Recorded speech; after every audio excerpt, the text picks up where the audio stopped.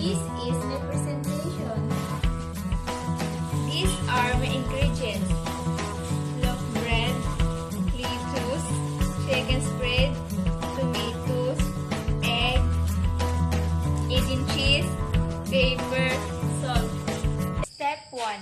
Heat a non-stick pan and for an estimated amount of cooking oil.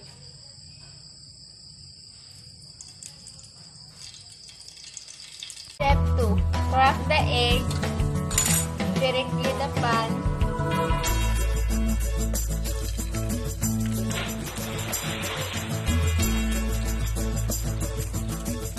Form the sunny side up. Wait for a few seconds until it forms. Add some seasoning, pepper, and salt to the top of your fork. Put the cheese on the top of the egg and wait until it melts. Step 5.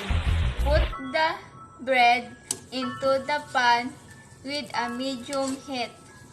Step 6. Slice the tomato